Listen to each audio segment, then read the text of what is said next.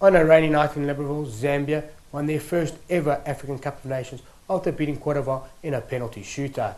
Welcome to MTNfootball webcast. I'm your host, Brian Lee. Alongside me I have Dwayne DeLocca. And Dwayne, what this win shows is that Zambia, playing as a team, is always better than a group of brilliant individuals in the case of Cote d'Ivoire. What is your view on that?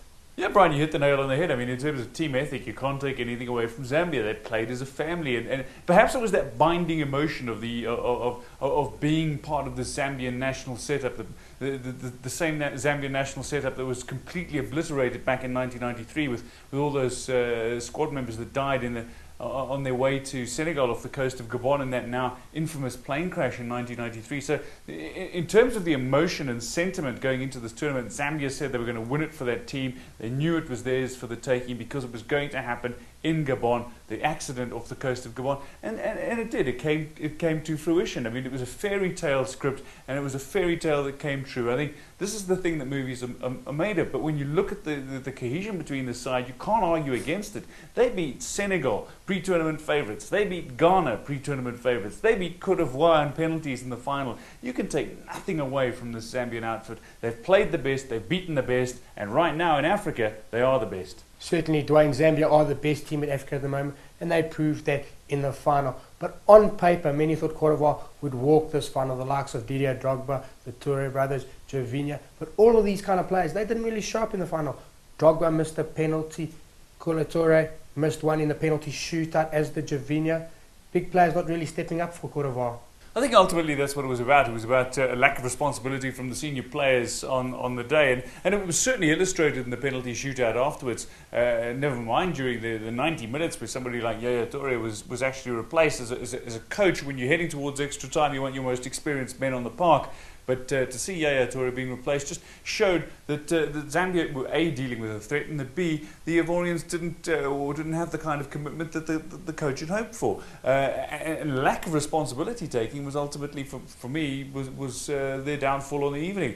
You look at the fact, I was absolutely flabbergasted that we didn't see a Toure or a Jovinha in particular taking a penalty in the first 5. We saw a lot of the youngsters come up. And then, of course, you see Didier Drogba leading from the front. I thought it took great courage for the man to step up to the penalty mark after he's missed 2 penalties in the tournament, 1 in the match, steps up to the penalty mark and confidently slots the ball home from taking 2 paces. I think that's the sort of thing that you needed to see from the rest of the Ivorian players. You didn't see it, and one of the reasons it cost them.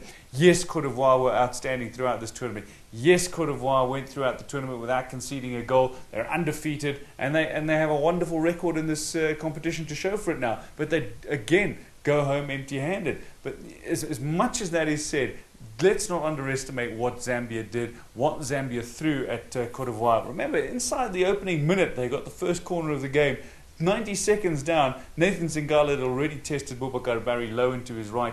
This is a Zambian team that came to play, and just as everybody expected Zambia to struggle against Cote d'Ivoire in the final, they expected Zambia to struggle against Ghana in the semi-finals. They expected Zambia to struggle against Senegal in their opening group match. Zambia came through those with a rousing plaudits, and ultimately I think the team that tested Zambia most in this entire tournament came from a team that didn't advance past the group stages, and that was Libya in that 2-2 draw. It was probably the biggest test that Zambia had. Another tournament goes a begging for this great Ivorian team. But Dwayne, like you said, let's focus on Zambia. Who were some of their key players? I know Kenny Mwima was very impressive. Chris Katunga, tell me about them. Yeah, look, it's difficult to pick out the outstanding players in what was such a brilliant team, you've got to say. But I think there were some players that certainly stuck their hands up, and I would love to see what's going to happen now with the likes of Joseph Musonda, who was outstanding for Zambia throughout the tournament, who's been sitting on the bench for Lamontville Golden Arrows this season. He's now an African champion. What are you going to do? Are you going to leave him on the bench if you're down at Arrows? Same thing for Davis Ngosu. He's an African champion. Is Gavin Hunt going to give him an opportunity to play, perhaps either in a left or right back position where he can play? I wonder if that's going to be the case, but I also wonder about some of the other stars in this lineup. I mean, I thought the central defensive pairing of Sunzu and Himunde started very nervously, but that they really showed grit and determination throughout this tournament and came out the better for it. I think in terms of youngsters that shone up front, Rainford Galaba and Emmanuel Mayuka were outstanding. The front line was always going to be led by Chris Katongo, but for Mayuka, I think to end up claiming 3 goals in this tournament was an outstanding achievement for a young player who showed a great deal of confidence playing in one of the minor European leagues in Switzerland for young boys Bern. But this is a man who's got so much potential to be playing Champions League football week in and week out, and perhaps move to one of the greater European leagues, and now as an African champion has that footing to do so.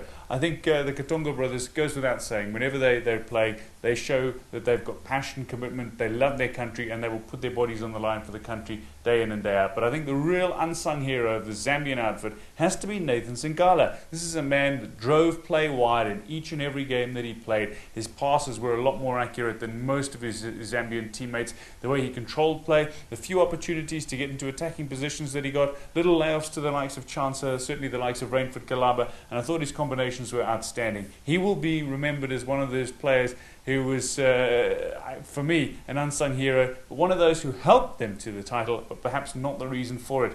I disagree. I think he was one of the outstanding players of the tournament, and while all the rest are getting credit, Nathan Singala should be given a nod. Just recognise the immense contribution that he made in the middle of that park.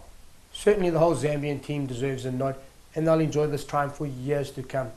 Well, that's it. 2012 African Cup of Nations done and dusted. It was a beautiful tournament, and we thank you all for watching us here on MTN Football Webcast.